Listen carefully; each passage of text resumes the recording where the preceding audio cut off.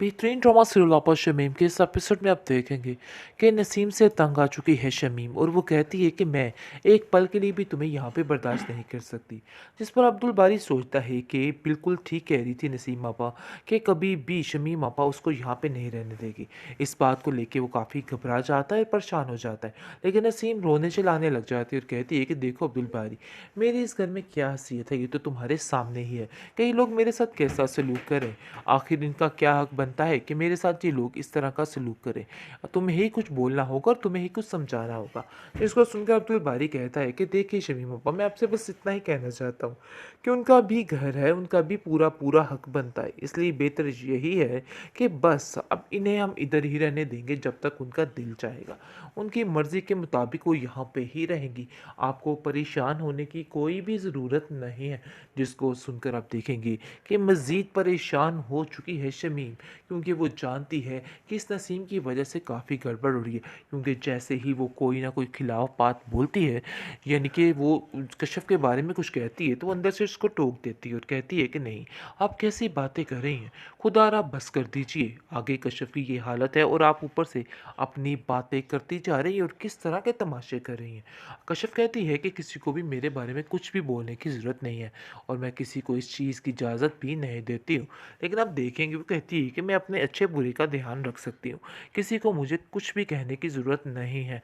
जिस पर शमीम आपा कहती है कि देखो जो कुछ था वो सच था, यानी कि जो कुछ हुआ बिल्कुल सब कुछ तुम्हारे सामने है, ये बात को जुटलाया नहीं जा सकता। मैं बारहा तुम्हें कह के थक गई थी कि देखो मुझे ख्वाब अच्छा नहीं आया है और तुम्हें अब ये काम नहीं करना, लेकिन फिर भी तुमने मेरी एक नहीं सुनी और अपनी मर्जी करती चली गई। और देखो अंजाम क्या हुआ, भुगत लो अंजाम, अंजाम तुम्हारे सामने है। इस पर कश्यप कहती है कि मैं इन सारे अंजाम की खुद जिम्मेदार हूँ, मुझे कोई ज़रूरत नहीं है किसी से भी कुछ कहने की या किसी को मुझसे कुछ कहने की, क्योंकि मैं जानती हूँ कि मुझे क्या करना है और क्या आने नहीं की करना ज़रूरत है। तुम्हें आपा शमीम को है, क्योंकि आपा शमीम ये सारी बातें नहीं समझ रही हैं और उनको ऐसा लग रहा है कि जैसे मैं यहाँ पर मुफ्त की रोटियाँ तोड़ रही हूँ। खैर आप देखेंगे कि दूसरी तरफ काफ़ी ज़्यादा परेशान हो चुकी है कश्यप की माँ, क्योंकि आए दिन कोई ना कोई नया फ़लसफ़ा खुल जाता है और ऐसी बातें सामने आ जाती हैं, जिसकी वजह से काफ़ी ज़्यादा टेंशन में आ चुकी है ये लड़की। लेकिन कश्यप को समझाती है कि कश्यप अपनी चिक-चिक बंद करो, तुम्हारी भी बहुत लंबी ज़ुबान है, तुम्हें अपनी ज़ुबान को थोड़ा अंदर रखना होगा, क्योंकि मुझे लग रहा है कि तुम जो कुछ कर रही हो, तुम्हारी ज़ुबान का किया धरा है। खैर आप देखेंगे कश्यप वाक़ई ही बहुत लंबी ज़ुबान चलाती है, बिल्कुल भी सब्र और तहम्मुल से काम नहीं ले रही है। लेकिन कश्यप अभी भी ज़िद पर अटकी वही, वही की वही सरिये की तरह खड़ी है और कहती है कि मुझे किसी की कोई बात से फ़र्क नहीं पड़ता है, मैं अभी भी अपनी ही मनमानी करूँगी। यानी कि जो कुछ भी है, सारा कुछ सामने आ भी चुका, लेकिन फिर भी उसको कुछ भी फ़र्क नहीं पड़ा है। लेकिन दूसरी तरफ सायरा अपनी ज़िंदगी में बिज़ी होने की कोशिश कर रही है और वो बेकिंग का काम बड़े अच्छे तरीके से स्टार्ट कर रही है और उसकी काफ़ी ज़्यादा अच्छी आमदन भी हो रही है, जिसको देख-देख कर वारे न्यारे उसके हो रहे हैं और वो काफ़ी ज़्यादा खुश हो रही है और सोच रही है कि देखो जो मैं चाहती थी वही हुआ, यानी कि मेरा ड्रीम पूरा हो चुका है, क्योंकि वो चाहती ही ये थी कि वो इंडिपेंडेंट बन जाए और ऐसा ही हुआ। लेकिन आप देखेंगे कि कहीं न कहीं सायरा को अपनी बहन की काफ़ी ज़्यादा टेंशन है और वो कहती है कि देखो कश्यप, मुझे समझ नहीं आ रही, तुम्हें बड़े ही हौसले से काम लेना होगा, क्योंकि तुम नहीं जानती हो कि ये सब कुछ करने के लिए बहुत जद्दोजहद करनी पड़ती है और तुम्हें बहुत ज़्यादा टेंशन यानी कि नहीं लेनी इन सब बातों की। जो होना था सो हो गया है। लेकिन शमीम आपा भी चैन सुकून से बैठने वाली नहीं है और वो उसको साफ-साफ कह देती है कि मेरी बात याद रखना कि मैं जो चाहती हूँ वही होगा। शमीम की तो सुनी गई, क्योंकि शमीम को बहाना मिल चुका है और वो बहुत ज़्यादा खुश होगी जब उसको पता चलेगा कि कश्यप की ये हालत हुई है, क्योंकि वो पहले ही मना करती थी और इस चीज़ के खिलाफ थी कि ये कश्यप यूनिवर्सिटी नहीं जाए। लेकिन जी आप देखेंगे कि अब कहेगी कि इस हर धर्म लड़की के साथ ऐसा ही होना चाहिए था, उसने बहुत ही गलत किया है। अब्दुल बारी अब उसको ऐसा जलील करेगा कि वो याद रखेगी, क्योंकि वो बार बार यही बात कह रहा है कि तुम मेरी बहन की बात नहीं मानती हो और अगर तुम उसकी बात मानती होती तो आज तुम्हारे साथ ये सब कुछ ना होता। खैर आप देखेंगे कि कशिफ कहती है कि मेरा इन सब चीज़ों में कोई भी कसूर नहीं है। आखिर ये क्या मामला है और क्या कुछ हो रहा है? मुझे तो कुछ समझ नहीं आ रहा है। खैर आप लोगों को मेरी वजह से परेशान होने की कोई भी ज़रूरत नहीं है और ना ही किसी किस्म की फ़िक्र करने की ज़रूरत। लेकिन आप देखेंगे कि शमीम को मौका मिल चुका है और वो काफ़ी ज़्यादा खुश है और कहती है कि देखो, जो मैं चाहती थी वही हो गया है और मुझे कुछ करने की ज़रूरत भी नहीं पड़ी है।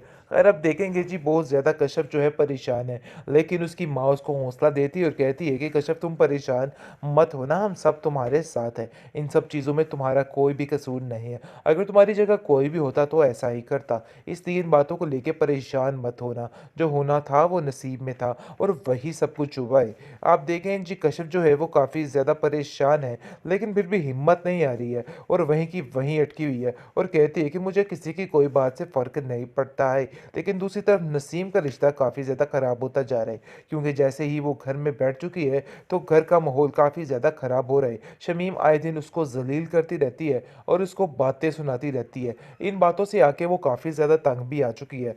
लेकिन आप देखेंगे वो अपने भाई के पास आती है और आके कहती है कि देखो शमीम से साफ-साफ तुम कह दो कि तुम्हें हमारे यहाँ पे रहने से कोई भी मसला नहीं है। लेकिन अब्दुल बारी भी कहता है कि बाजी, मुझे यहाँ पर आपके रहने से क्या मसला हो सकता है? कैसी बातें कर रही हैं? आप मेरी बहन हैं। आप जब जी चाहे यहाँ पे आए, आपको परेशान होने की कोई ज़रूरत नहीं है। लेकिन हम देखेंगे नसीम कहती है कि नहीं, ये बातें करने की ज़रूरत और बताने की ज़रूरत तुम्हें आपा शमीम को है, क्योंकि आपा शमीम ये सारी बातें नहीं समझ रही हैं और उनको ऐसा लग रहा है कि जैसे मैं यहाँ पर मुफ्त की रोटियाँ तोड़ रही हूँ।